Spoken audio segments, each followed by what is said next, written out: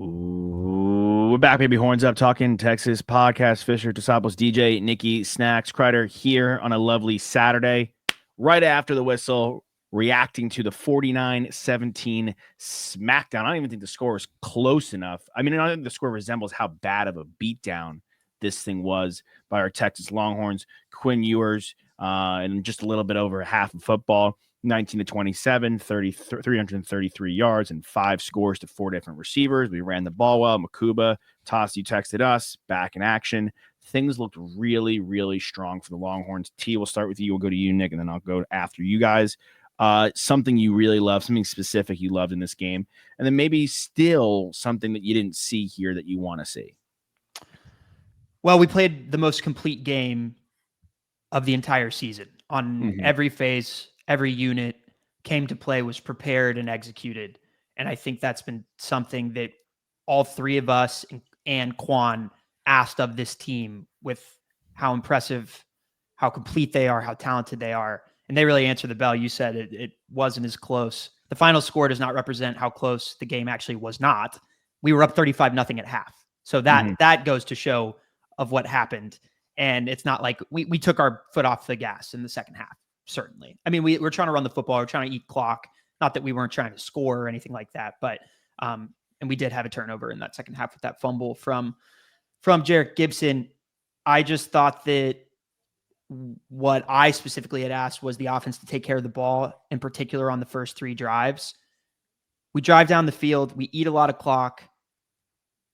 Wisner has a bad play where he has like a negative 5-yard rush, and then Quinn takes a sack. And we miss a field goal, but it was a long drive. It kept our defense off the field.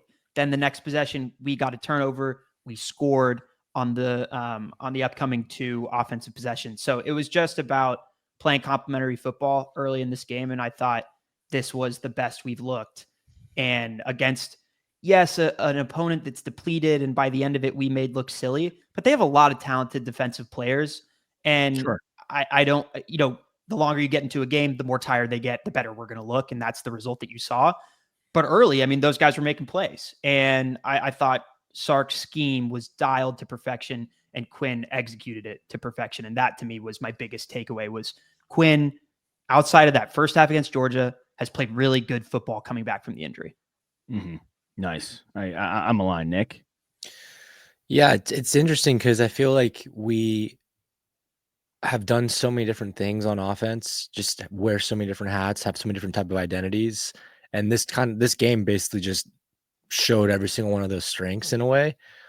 Because I think we were echoing it like a couple weeks back that like we were upset or frustrated that like Jaden Blue didn't get any carries in a game, right? Well, he got 5 carries this game, and our guy who was technically our leading rusher, Trey Wisner, had 4 carries, right? Obviously, Jarek Gibson totes the rock the majority of the game because we're up by so much, and we're going to give him reps, and it's his, gets a 100-yard game. But he does put the ball on the ground a couple times. One of them we actually lost fumble.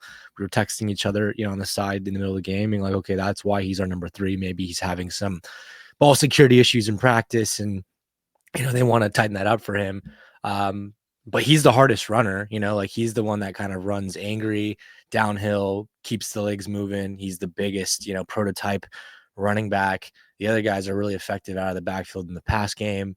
So I think it's fun to see like all of our different ways that we can maneuver this offense and different ways that we can score. And obviously so much of it has to do with spreading the ball out, anytime that 1, 2, 3, 4, 5, 6, 7, 8, 9 guys catch a pass, like you're doing something good, obviously. So love that, we're able to get our tight ends in the mix, all of our different wide receivers in the mix, our running backs in the mix, in the pass game and in the running game. Of course, Bond had that insane 44-yard rush that ESPN, I think, even tweeted out, like, this is one heck of a play call, right? Like, so many misdirection. You get the motion by one of the men, and then you fake the handoff, and you end up tossing it, reverse to Bond, and with speed like that, like, you're going to get a chunk yard for sure. He was 1 tackle away from breaking it free for a touchdown.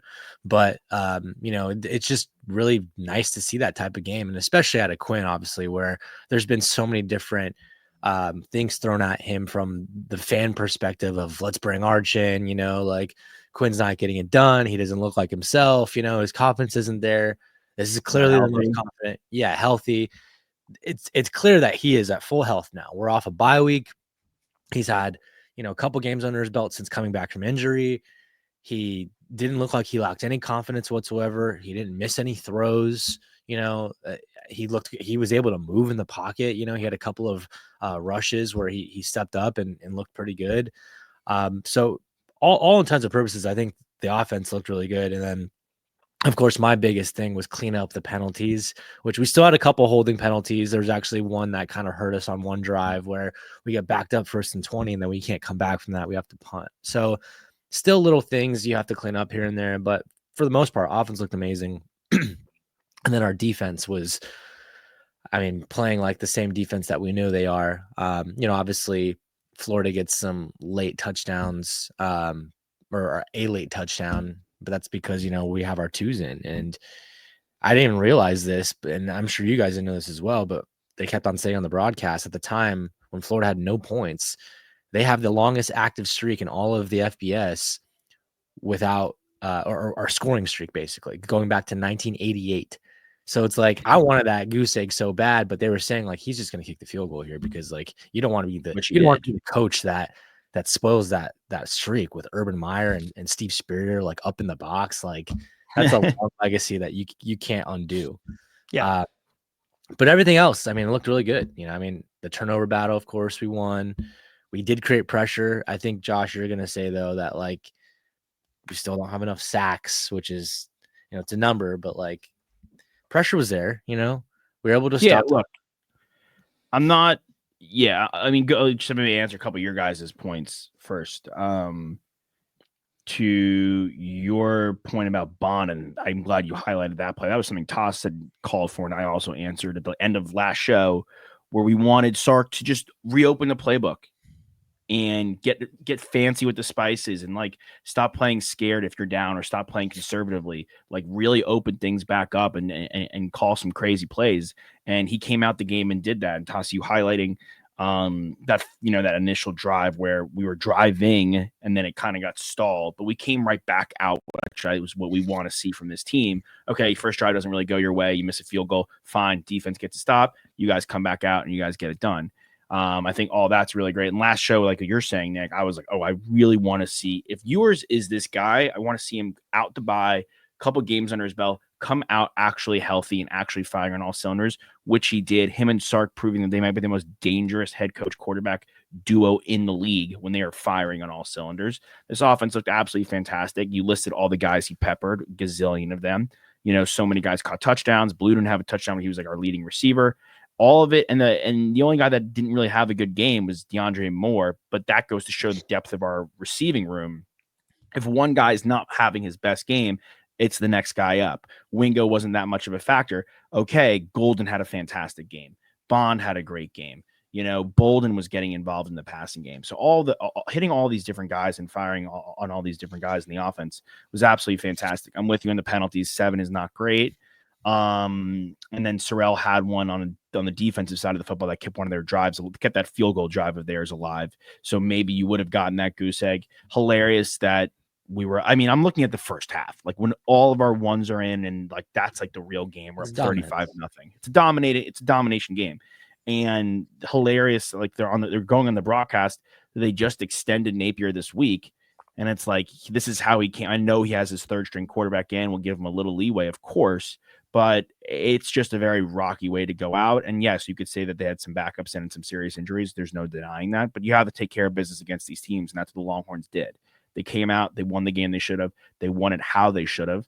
And I'm really stoked. I really want more sacks. I don't think it's a crazy thing to ask. I don't think he dropped back for 25 times. I'll have to look at the exact PFF hurry numbers and all that and the pressures. I'm sure there are a lot.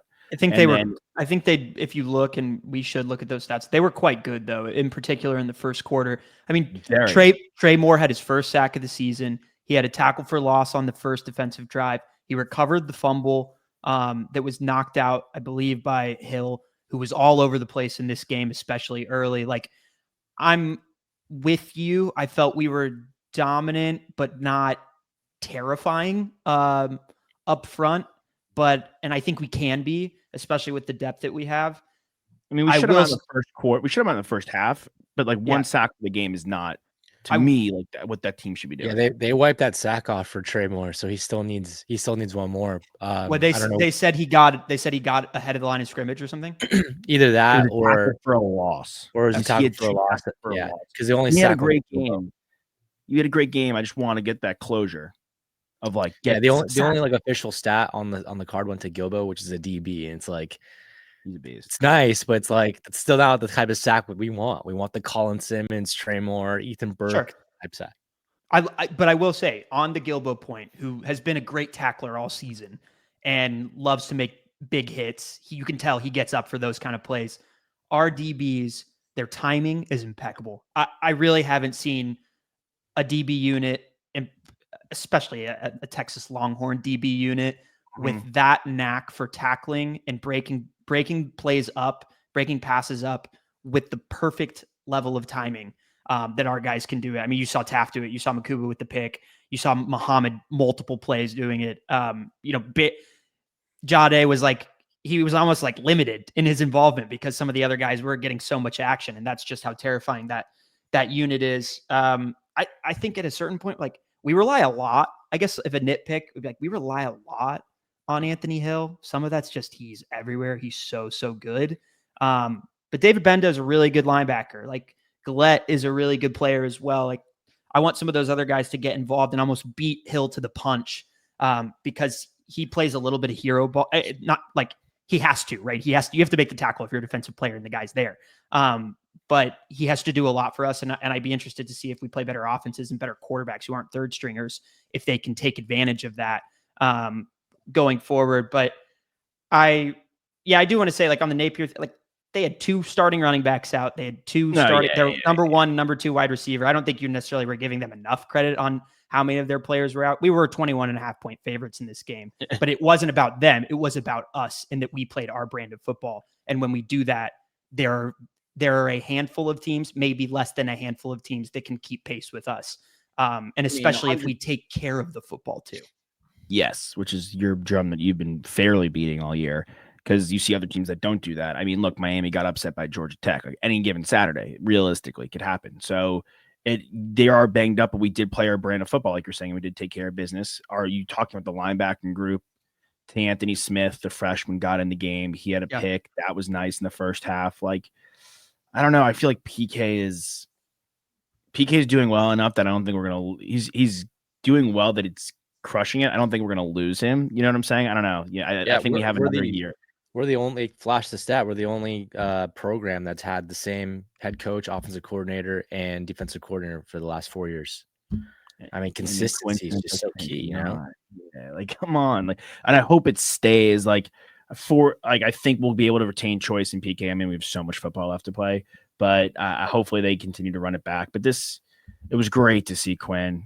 It was great to see Sark open the playbook like we called for. It was great to see the defense do their thing. It was great to see the Undertaker out there on the broadcast. Getting a little, it was time. Yeah, he was fantastic. I will say, like you mentioned something that they brought up on the telecast with the Florida wins, and also with our coaching staff being the most consistent in the last 4 years. I thought Tessitore and Palmer were excellent on the telecast all day long. I thought their analysis was really apt. I thought that, I mean, like sometimes college football is different. I like most of the duos in college football in comparison to the NFL, which I think sometimes are a little bit more hit or miss. I think the NFL gets a little bland sometimes. For sure. And there's so many players in college football. There's so many storylines. Like you're talking about Jarrett Gibson being from Florida as he scores a touchdown against Florida, like just opportunities for moments like that are really cool. But I thought flash a little bit of Golden Bachelor talk because Palmer's the host of that show. Yeah. You really want to cry.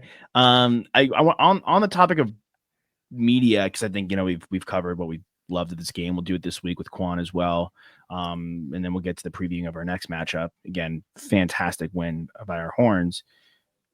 Has College Game Day with McAfee, with Saban, become the best sports talk show in sports? Like, is it better than Inside the NBA with those guys? Well, you're talking about like pregame show, right? Yeah, has it become like the number? I mean, you could even throw in general, like First Take and all that. Like, I really don't think there's a more enjoyable sports show to watch. I Program. prefer Inside the NBA because there's less guys on the panel, so they get more of an opportunity and a little bit more runway to talk and to actually like give a takeout. When they're making their picks at the end of It's so game chaotic. day, it's like go because there's Well, I mean, seven they had already. people on the panel. I think like their broadcast time had like technically expired today. It was like 9:01, and they're like, we still got to get through 3 more picks. And like, Yeah, they were there's up to the games that, wire.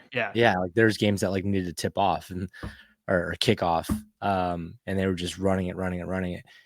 I love the guest pick thing, but Livy Dunn, not a great performance today. She kept on saying like, oh, I'm gonna pick Miami because they're undefeated.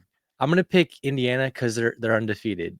I'm like, Livy. Well, that's part of the thing. It's like if they have guest pickers, I want them to have some amount of time to bring in some prep and like they can actually embellish, or she can talk about, I don't know, like she can talk about Alex Earl in that moment and be like, that's why I'm picking Miami or something stupid, but like that makes sense for Livy Dunn. There's no room for that. And then as much as he's the legend of all takes legends. Up too much time. Well, but that's what you want. And unfortunately, Lee is so old at this point where he has to kind of be handheld by Herb Street, and you can't even hear who he's picking sometimes. Like it's challenging, but it's a part of the show. It is but there was one of the best parts of the show was, I mean, it was so sad with Herb Street breaking down and then Corso comforting him after Herb Street's like been helping Corso along like the last couple seasons. Dude, it was Corso's like really 89 years old. It's insane. So him like comforting Herb Street, like that was like that crushed me. It's a great show. And dog. Yeah. McAfee's so good at getting the crowd involved at whatever university he's at. Like he's so good at it. Sure. It's something that no one had been doing on that show before. And he knows exactly what to say. He knows it's prepped by him, but it's also just his personality as well. Like I know for a long time, everyone was like, he's going to go to the WWE. I think he's in the right place with his career and his professional positioning. Like there was a long time. He still does WWE shows. Yeah. I would say he does. I know, but it's a lot where he's able to balance it all, you know? Yeah. I think for a time people were like, he's going to Logan Paul this thing and like try and do that full time. That there was a wish for that. And I think it's too much money. I think he makes way too much money with ESPN, with FanDuel, with like. But those were opportunities that came after people had the conversation of like, what's McAfee going to do? He was doing his own show, but he hadn't got the ESPN deal yet. And now he's really built like he's built an empire and a personality that everyone wants a piece of. Yeah. I mean, we know firsthand, like the guy is just he's not the same as everyone else. Like we've met him multiple times at Radio Row. We've had the pleasure of interviewing him and talking to him. And like, the thing about that guy is that he makes time for everybody, and he's really good at remembering your face, remembering your conversations, you know, not turning down opportunities, studying. Like the guy is nonstop working. Like we're down at Radio Row and it's closing time, right? Like 5 p.m. Everyone's already left. He's still there talking to his team. People are coming up to him, asking for pictures, asking for interviews, and he's saying yes to every single person, you know, and like this was 2 years ago or even last year where it's like, he was already big then, and like he's still that guy. And I think that's kind of what makes him so great. Obviously his personality is out of this world as well, and what he's able to do in connecting with fan bases and being able just to, you know, boost, you know, kind of put some of that rah into the analysis. It's awesome, you know. But I mean, I think you're right, Josh. I think that whole panel in general, it's diverse enough, but they got the best of the best, right? You have Nick Saban, the greatest college coach of all time. You've got McAfee, who's probably right now the best personality in all of sports. You've got Corso, who is a legend in his own right. You got Herb Street, who might be the best commentator of all time when it comes to color commentator, when it comes to college football. You know, he's worked his way to the NFL. Then Desmond Howard, you know, he's Heisman Trophy winner, really likable personality, you know, and Chris Fowler, who's you know, really personable as well, and got a great voice, and also another great, you know, guy in the box. Yeah. They're all. I mean, it's again like it's a really, really, really good crew, and so I just wanted to highlight that because it's getting so much. It gets so much love in the national media. It gets so much love outside of that in the national media. And Fowler's great. I mean, he's awesome. And even Dez is good when Dez doesn't have to necessarily be the guy. So, very good show. Someone's got to sit up there and try and rep Michigan, I guess. Someone's got to try. Yeah. Great day to be a Longhorn, bad day to be a Hurricane. We'll see you guys later this week. And a Fisher Gator. Desopoulos and a Gator. Fisher Desopoulos, DJ, Nikki, Snacks, Crider. Hook 'em, baby. Hook 'em.